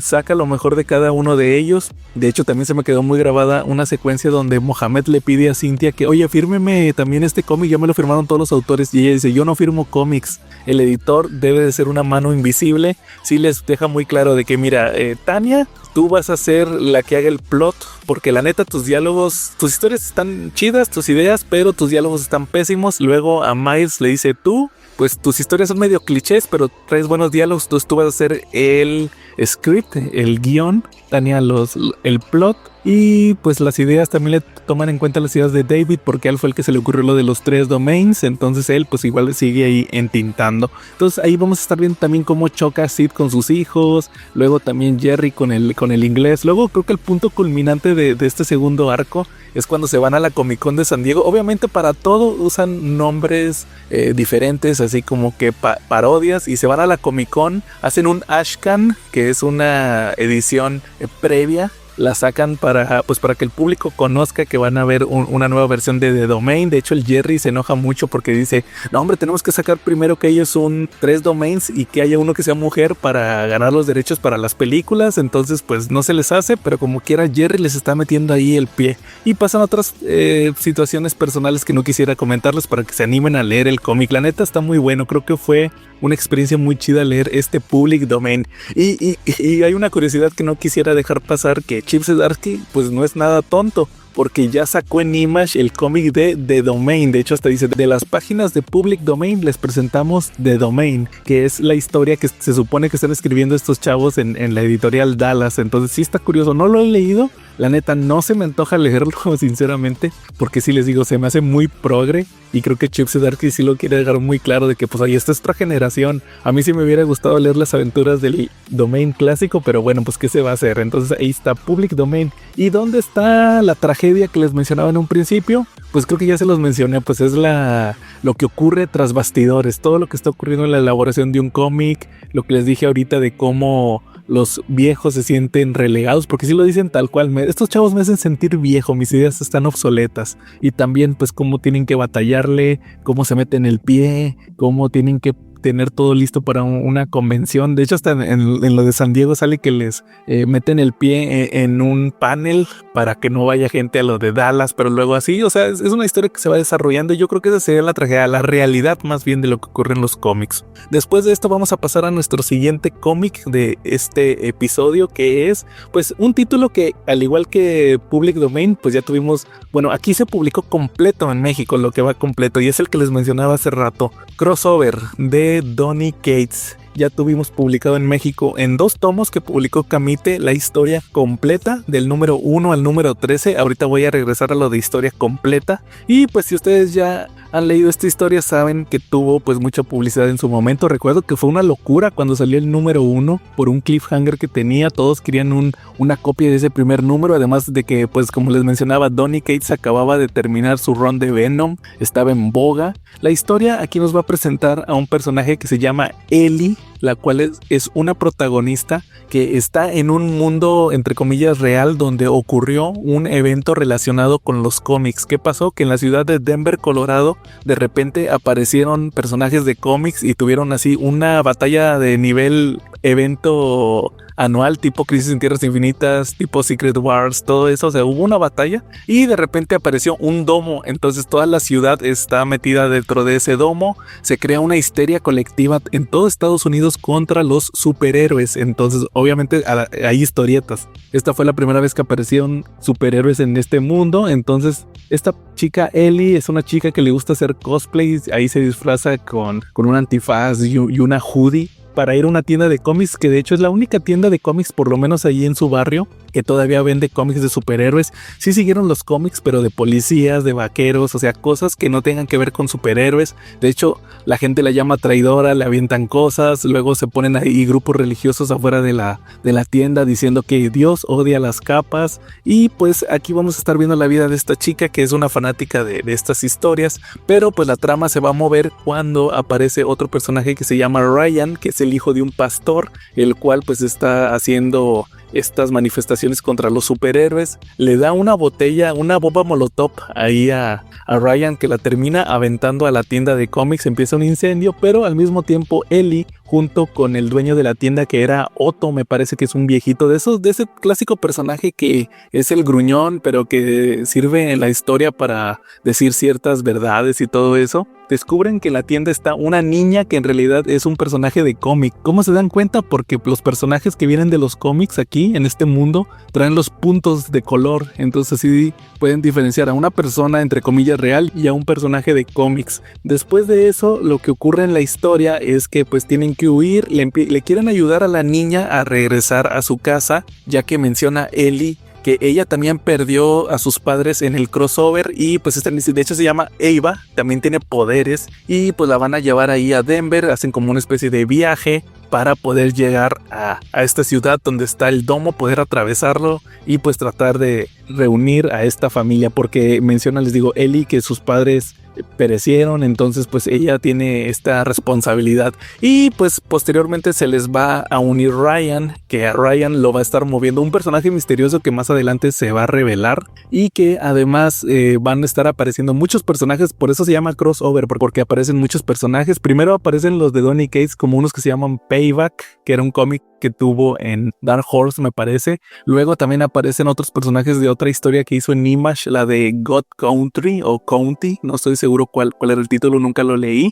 que son elementos que van a ayudar a Ellie en esta búsqueda. Aparece también Madman, es de los primeros que aparece, de Michael Allred, y pues ya cuando llega a este domo, pues sí, entran y se topan con que efectivamente hay una batalla de crossover entre todos los personajes de superhéroes. Ahí es donde se sueltan los cameos, hay personajes de, pues está Hit Girl, están zombies de Walking Dead, están Witchblade, están Darkness, está... ¿A quién más aparecía ahí? Déjenme recordar tantito. Irredeemable, Incorruptible, Samaritan de Astro City, también aparecen un chorro de personajes de Rob Liefeld, de esas puras copias de la Liga de la Justicia y de los X-Men. Entonces este primer arco, les menciono, al igual, creo que es otra cosa que van a compartir estas historias. Public Domain les mencionaba que el primer arco nos mostraba cómo se formaba una editorial y el segundo arco cuáles son los problemas que se enfoca ya la editorial hecha, o de hecho más bien también el primer arco como que se enfocaba más en la familia y en los valores. Aquí ya es 100% pues cómo se hace una editorial, y acá en Crossover el primer arco nos va a mostrar pues esta búsqueda, esta historia lineal de ir a un punto A a un punto B para llevar a esta niña con su familia, y al final nos van a hacer una revelación que yo creo que todo el mundo se la sabe, de que Ellie también, este cosplay que usaba en realidad era un disfraz, porque ella también es un personaje de cómic. Entonces ya el segundo arco lo que nos va a estar mostrando es que ya cambia muchísimo la historia. ¿Por qué? Porque es el número 7, es como una especie de historia independiente protagonizada por Chip Zdarsky. Eso está bien curioso, porque de hecho yo ni siquiera sabía que Chip Zdarsky no se llamaba Chip Zdarsky, se llama de otra forma, es un alias. Y vemos que, bueno, ese es otro elemento que se introduce en el primer arco, que mataron a Brian K. Vaughan. Entonces, pero como que lo dejan así como una semillita, porque ahora sí el segundo arco muestra que hay un asesino de autores. Entonces este asesino se termina echando a Chip Zdarsky, pero aquí está curioso porque sí se salva, pero porque como Chip Zdarsky era un alias, entonces en realidad existen dos personajes, o de hecho no, creo que era la versión de cómic, porque creo que se dibujó en un cómic, no recuerdo en cuál era, creo que era en Sex Criminals, se dibujó Chip Zdarsky con Matt Fraction. Bueno, Matt Fraction era el escritor, entonces por eso existía otro Chip Zdarsky que era el del cómic, y este asesino termina echándose a ese, se salva el real, que usa su nombre real, no me acuerdo ahorita cómo se llama, tiene un nombre así bien X, me dio un chorro de risa. Era Dave Johnson o algo así, no recuerdo cómo se llama. Steve Murray. Pero creo que también usaba otro nombre, pero era Steve Murray, ese es el nombre de Chip Zdarsky. Y pues resulta que aquí lo que nos van a mostrar en este segundo arco es la búsqueda del asesino de autores. ¿Y quiénes van a estar a cargo? Pues hay una agencia que estuvo apareciendo desde el primer arco, que son como que los que están controlando todo este desmadre de los personajes de cómic, pero también van a aparecer los personajes de Powers. Saludos, Calaca, sus personajes favoritos de Powers de Brian Michael Bendis, y que pues van a estar los dos personajes, la chica y el policía, no recuerdo sus nombres, los detectives, que ellos son los que están liderando la investigación. Se topan a Ellie, se topan a Ryan, los meten ahí como una especie de cárcel, que me recordó mucho, de hecho es un homenaje que hizo Donny Cates en el primer arco a este número de Spawn donde están todos los superhéroes encarcelados, donde apareció Cereus. Entonces más o menos es lo mismo, y pues están tratando de sacarles información del asesino de autores. Ellie pues como que les trata de explicar, es algo bien chistoso los personajes de cómic cuando no entienden que son personajes. Los Paybacks estos que aparecieron en el primer arco no sabían que ya habían sido cancelados. Estos de Powers no entienden que son personajes de cómics, que ellos los creó Bendis con ¿cómo se llama? Steve Oeming, no recuerdo cómo se llama. Y de hecho los llegan a aparecer sus creadores ahí en un cómic. Los interrogan de que qué onda con ustedes son nuestros creadores, ustedes nos hicieron hacer cosas bien gachas. No estoy muy seguro qué le hicieron a esta chava, la detective de Powers, porque dice, ay, esa vez que yo hice esto fue por su culpa, ¿no? Entonces resulta que pues ahí va saliendo la investigación y se revela que este personaje misterioso, porque tienen en la agencia encarcelado a un autor de cómics que es supuestamente el más poderoso de todos, resulta ser nada menos que Donny Cates. Donny Cates se inserta en la historia, de hecho hasta dicen, no puedo creer que él sea tan ególatra para meterse en su propia historia, y pues él tiene como que poderes. Primero trae un look tipo Alan Moore, de hecho hasta dice, sí, no, ya me cansé del look Alan Moore, ya me voy a regresar a mi look normal. Le ayuda a Ellie. Le explica que ella es un personaje de cómic que no tiene creador porque él es su creador, o sea, ella es la protagonista de la historia la de crossover, no de los otros títulos que están apareciendo. Entonces van a estar avanzando con el misterio del asesino. Al final sí aparece, no sé si decirles quién era, pero es un personaje, pues un villano de Image. Yo creo que con eso les digo todo para que también lean esta historia. Y pues creo que también vale mucho la pena este cómic de crossover. Les digo, sí, se me hizo muy entretenido. También me gustó mucho cómo acá Donny Cates también cambió y dio un giro completamente diferente a la segunda historia. Se mantuvo muy fresco y ustedes se preguntarán, ¿aquí cuál viene siendo la tragedia? Pues aquí la tragedia fue que todos saben que Donny Cates tuvo un accidente de automóvil. De hecho, se los mencioné en el episodio pasado de Venom. Y pues aquí lo que ocurrió fue que lamentablemente pues se quedó inconclusa la serie, no se ha retomado, se quedó en el número 13, por eso les dije que ya estaba publicada completa por el momento aquí en México. ¿Por qué? Porque no ha habido más números. De hecho se mencionaba en su momento que Donny Cates pues ya no se acordaba muy bien qué fue lo que seguía, entonces pues nunca sabremos si habrá una continuación de crossover.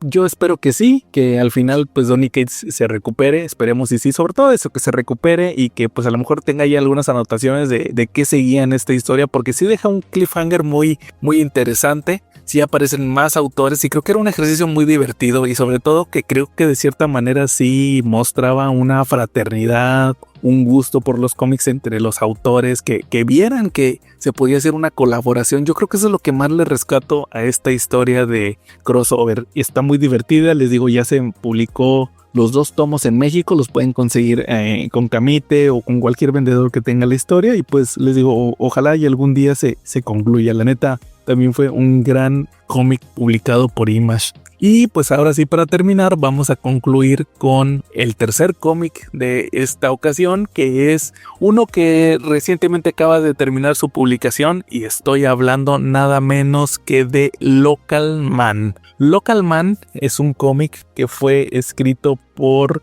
Tim Seeley, que muchos lo recuerdan a Tim Seeley por Nightwing, por Grayson, por ¿qué más ha hecho? Chu, ya había hecho Chu también ahí en Image. Y también está, bueno, se supone que lo escribe Tim Seeley y lo dibuja Tony Flicks. Tony Flicks, que es el escritor y dibujante de Stray Dogs, esta historia de los perritos, la que publica, creo que también lo publica Image, aquí en México la publicó Camite, me parece que es el que tiene los derechos de Stray Dogs. Y aquí lo curioso es que Tim Seeley y Tony Flick se van a estar turnando. Por ejemplo, el arte. Bueno, primero creo que debería de mencionarles. Ellos mismos definen justo al final de la historia, en una carta que se avienta a Tony Flicks, él describe que Local Man es Image noventero, o los personajes de noventeros de cómics extremos conocen vértigo. Entonces la historia de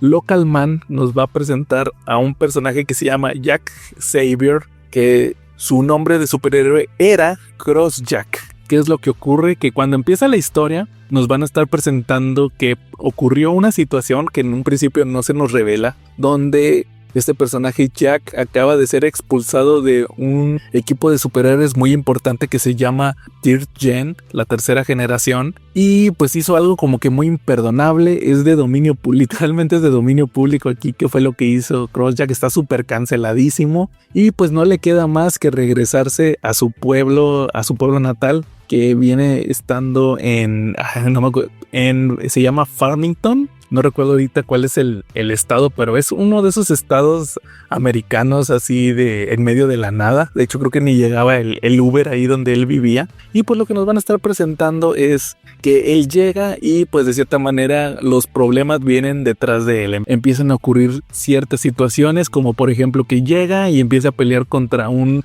borrachito ahí del pueblo que había sido supervillano, que va y lo reta. Jack. Y otra cosa curiosa es que él es una especie de Hawkeye, y yo creo que es el personaje con el que más se le puede identificar. Es excelente con cualquier arma excepto con un arco y flecha. Entonces él de hecho su traje era como de Capitán América, traía un escudo, pero por el detalle de que fue expulsado de esta organización y que todo fue de conocimiento público, pues legalmente está incapacitado para hacer cualquier acto heroico. De hecho, hay una parte donde agarra una tapa de bote de basura para aventarla y dice, no, es que ese es como un escudo, no puedes usarlo y te vamos a demandar. De hecho, hasta llega el super equipo ahí a detenerlo. Y pues, ¿qué tiene que hacer? Pues al final, para poder investigar, porque resulta que empieza a haber unos asesinatos de ciertos personajes, también incluso este supervillano borrachito que les digo que se topó, pues se termina poniendo un pasamontañas. Todos saben que es él, pero legalmente no es él. Entonces va a empezar una investigación durante su estancia aquí en el pueblo. Ni siquiera sus padres que viven ahí en el pueblo lo soportan, quieren que se largue. Están muy consternados por lo que ocurrió, que de hecho al final sí se revela que él embarazó a otro personaje de su equipo, a una chica, que de hecho ni siquiera ese personaje estaba casada con otro miembro del equipo. Este cuate la embarazó y luego lo culpan de que por culpa de él perdió el bebé, o que él la forzó a que perdiera el bebé. Entonces como que al final nunca lo dejan 100% claro, pero por ahí va la tirada. Y pues vamos viendo este misterio que está relacionado con el pueblo, que está relacionado con que Crossjack, que es les digo, Jack Xavier, salió de ahí. De hecho, incluso por haber sido su pueblo natal, llegaron a poner una instalación para entrenar superhéroes, como una especie de Teen Titans que iban a entrenar en ese pueblo. Y pues todo eso está relacionado con este misterio que hay en el primer arco. También les menciono que aparece la novia de Jack, que se llama Inga, así es era su novia de la prepa. Él la abandonó para irse de superhéroe y ahorita tiene un negocio muy exitoso. De hecho ella es como que la empresaria número 1 del pueblo, porque les digo que es un pueblo que está en la lona, literalmente es un pueblo ya casi fantasma, y pues ella es una líder de la comunidad que está tratando de rescatarlo. Ya más adelante vemos que está casada, tiene hijos. Como quiera el Jack pues le vale madre porque pues tiene todavía sentimientos por ella, y pues hay unas partes donde pues ahora sí que ya no se puede contener, le da con la Inga y luego más adelante tiene que hacer equipo con el esposo, que es el sheriff. Para terminarla de rematar, el esposo es el sheriff del pueblo y se van a ver inmiscuidos, por lo menos en el primer arco, con otro personaje que llega y que tiene ahí planes secretos. Está muy bueno el primer arco de Local Man, es un buen misterio, sobre todo ver este reflejo que les menciono de personajes que eran noventeros pero ahora están en un mundo entre comillas real. De hecho está curioso porque les decía de que los dos autores dibujaban y escribían el cómic. Tony Flicks dibuja lo que está ocurriendo en el presente con este Jack ya cuando es cancelado y que tiene que estar en este pueblo, y por otro lado Tim Seeley dibuja unos backups, que todos los números tienen backups. Hacen algo bien chido con lo que ocurre en el título con estos backups, donde vemos las aventuras noventeras de Crossjack. De hecho está chistoso porque sí, literalmente son así como cosas que hubieran ocurrido en los X-Men de los 90s y de cierta manera pareciera que lo meten solamente para rellenar, pero no, en realidad sí te da pistas de lo que está ocurriendo en el número o para dónde va la historia. Después de la publicación de este primer arco, que de hecho lo nominaron al Eisner, después salió un one shot que fue Local Man Gold, que de hecho tenía portada dorada, muy al estilo de los 90s, y esa fue una historia tipo crossover porque vemos que a este Jack se le aparece su versión de los 90s. Aquí lo que ocurre es que pues es una especie de one shot que, como les decía, quiso ser como una especie de mezcla. Era algo que estaba ocurriendo en aquel entonces, donde quisieron pues publicitar a todos los títulos de Image. De hecho, aparecen otros personajes como de los Cyberforce. Luego también aparecen, creo que es incluso uno creado por Todd McFarlane, otro creado por Phil Hester. Sí, Phil Hester, el que hizo este cómic de El Cuervo, y luego también hizo estos otros cómics de que me gustó mucho, el Gotham City Year One, ya en DC, pero también incluso esos me gustó mucho, llega a aparecer hasta Joan Peters, la de Love Everlasting de Tom King. Ella también incluso llega a aparecer en este número. La historia tiene que ver obviamente con desfases temporales, que apareció esta versión joven de Crossjack, que está toda cancelable también, porque se la pasa tirándole piropos a las chavas, así piropos bien macuarros, y pues todo este equipo se da cuenta que ocupan un viajero del tiempo, por lo cual van a visitar a Joan, que está trabajando en un Walmart. De hecho, hasta ahí la catalogan como que es una crononauta que cada vez que se enamora reinicia la línea temporal, que es más o menos de lo que va Love Everlasting, por si no lo han leído. Entonces la van a ver, el Crossjack como que la quiere convencer, le dice ahí una macuarrada, pero luego resulta que el villano es otro personaje que tiene como que poderes de fuego,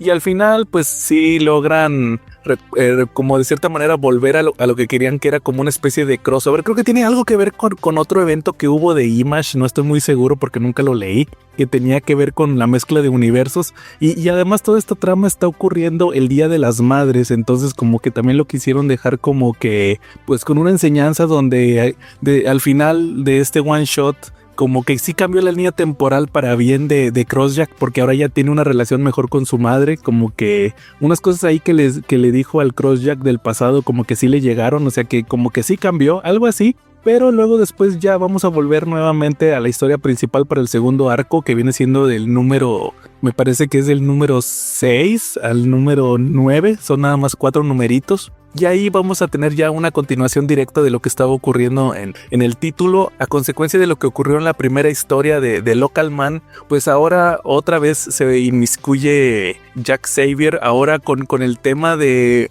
hubo un asesino que tuvo que ver con lo del primer arco, que tenía los poderes de uno de los Teen Titans que fue compañero de Crossjack cuando estuvo entrenando, de estos que les dije que llevaron al pueblo ahí de Farmington. Entonces pues él empieza a investigar lo que viene siendo el origen de este personaje. Luego por ahí anda otro personaje asesino, que es como una especie de zombie de agua, que también tiene que ver con estos Teen Titans. Les digo, se vuelve como que el tema principal, que fue de ellos, y pues es donde les digo que tiene que hacer equipo Crossjack con el esposo de Inga, que de hecho le siguen dando ahí Jack y esta Inga. Y pues se va a revelar ahí casi al final de este arco que hay otro personaje de los principales que pues es la mente maestra detrás de todo esto. De hecho, los mismos backups sirven para mostrar qué fue lo que le ocurrió a este personaje en el pasado que lo hizo cambiar tanto. Incluso está medio chistoso porque la forma en que se da cuenta Crossjack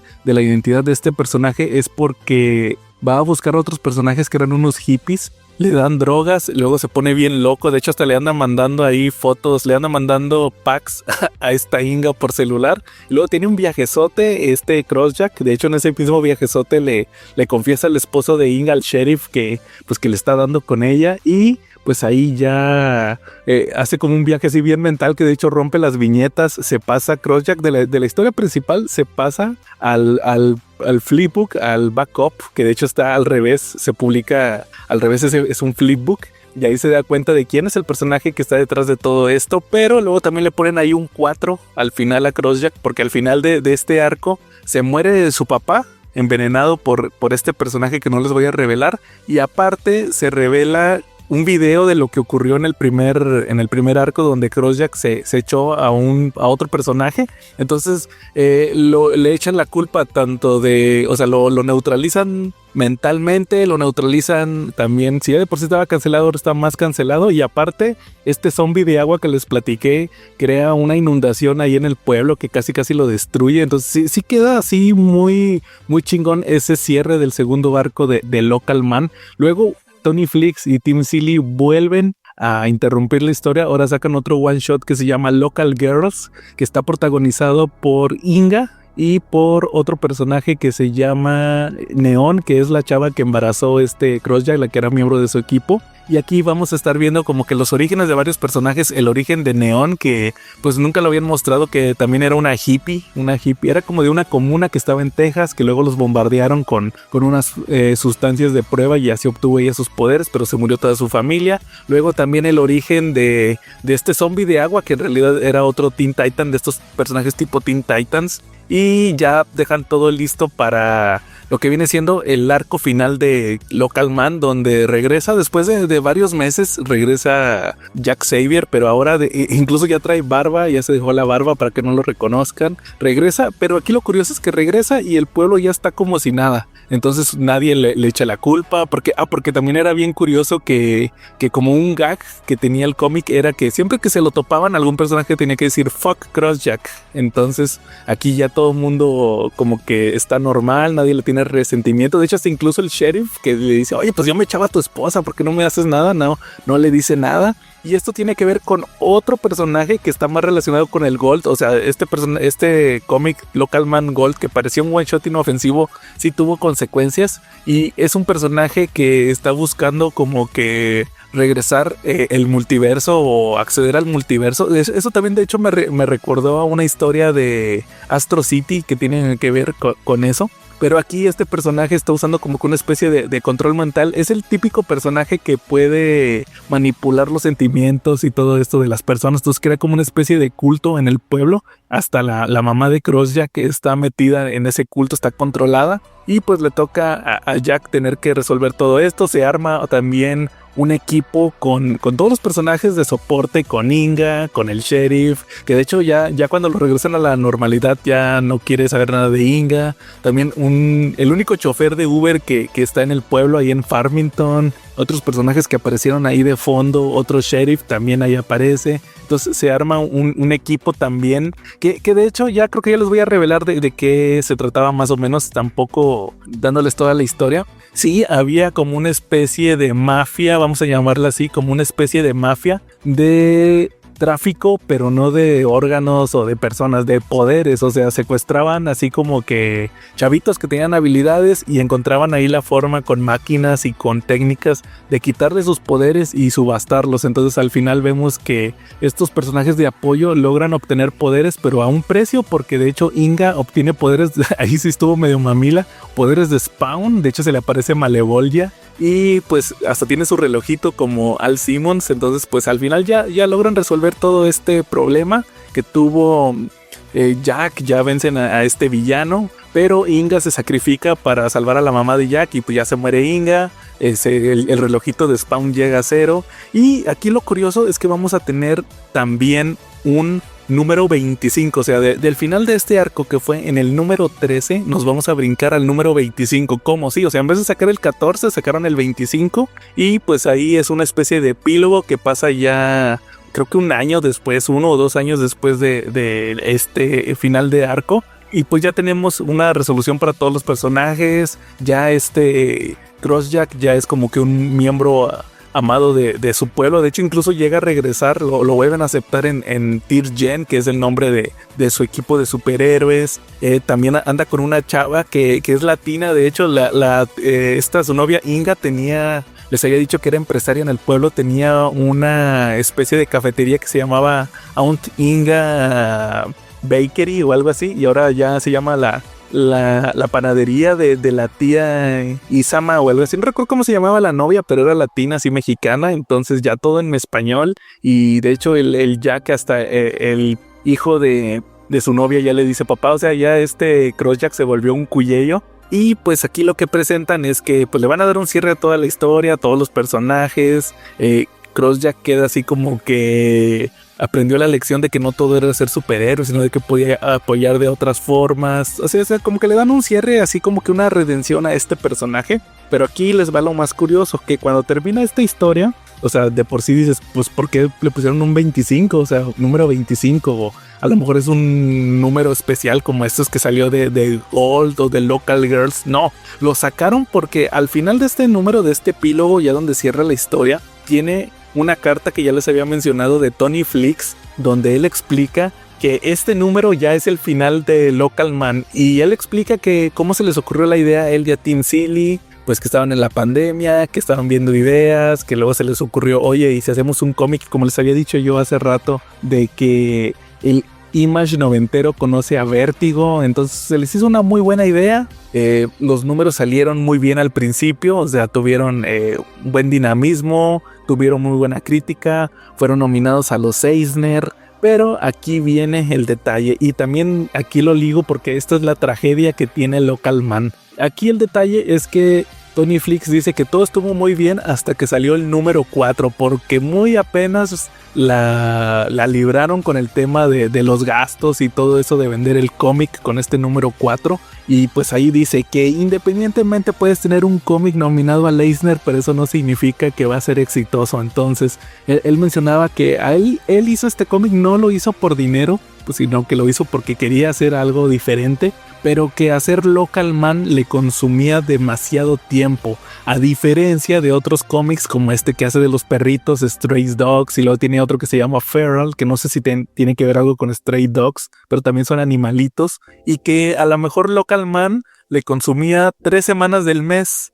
y pues para no venderse o para no recibir tantas ganancias como si las recibía Stray Dogs o Feral, que solamente le consumían 1 semana al mes. Entonces dice, uno para poder lanzar un cómic independiente tiene que tener dinero de un cómic que sí venda. Entonces pues que, de hecho creo que también mencionaba que realmente no tenía más ideas para esta historia, y sinceramente sí, ahorita que ya la leí completa, sí les puedo decir que pues creo que Local Man sí terminó en lo que tenía que terminar. Creo que ya no se podía estirar más esta historia de la conspiración esta de los poderes que les platiqué. Creo que sí estuvo bien que cerrara en 13 números y 3 especiales, o sea 16 números. Creo que ya se contó lo que se tenía que contar, y creo que no se tomaron el tiempo en su momento durante la historia para presentar más pistas o algo así que alargara más la historia. Siento que no, creo que lo que se presentó y lo que se desarrolló fue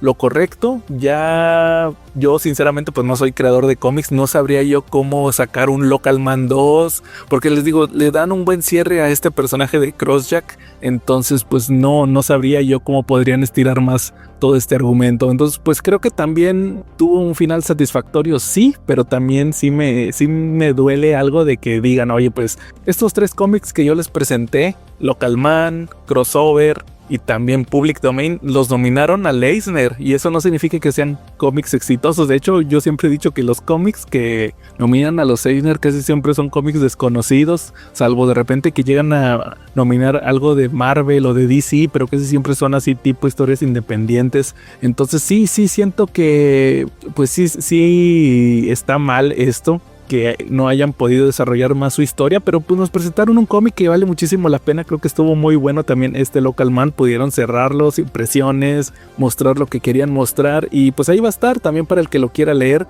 Creo que ya van a sacar incluso el recopilatorio de este tercer arco, ojalá también algún día lo publiquen en México. Yo creo que la editorial que lo puede publicar es Camite, ya cuando se le acaben todos sus títulos, estos que publica ahorita, o el hype que trae ahorita con Invincible, con Tortugas Ninja, que de repente llegan a sacar algún cómic independentón, pues pueden sacar este de Local Man. La neta creo que vale muchísimo la pena. Y no me quiero ir sin antes de decirles que no se quisieron quedar con la espinita clavada, porque en este último número, en este número 25, el epílogo, tanto Tony Fleecs como Tim Seeley en el backup decidieron poner un Swimsuit Special. O sea, no sé, le quisieron hacer como los X-Men en los 90s y todos estos personajes que sacaban su número en traje de baño. Y pues sí, lo primero que nos ponen ahí en la primera página es este personaje neón, que si de por sí ya se la vivía encuerada todas sus apariciones, aquí salió en un splash page en tanga. Entonces pues sí, no se quisieron quedar con las ganas de mostrar estos personajes, y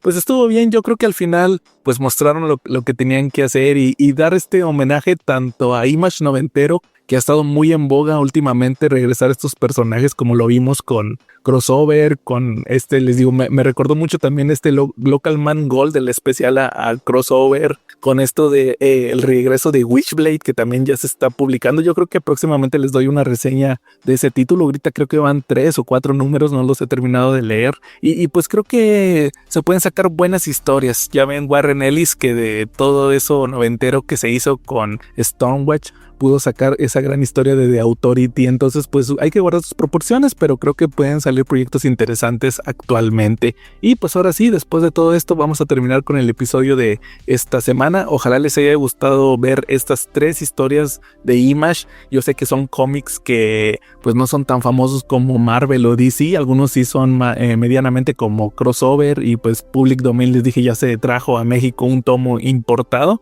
pero también creo que hay que darle alternativas a estas historias. Entonces, ahora sí, sin más por el momento, aquí estuvo Joe Crossjack y nos vemos en la próxima.